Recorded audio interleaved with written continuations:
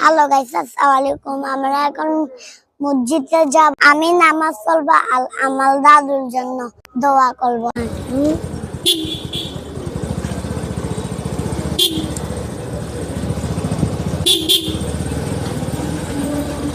দেখেন ফুল,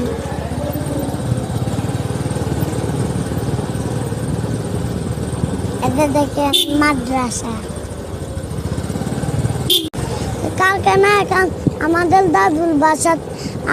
দাদার বাসার থাকে কাঁঠাল নিছিলাম।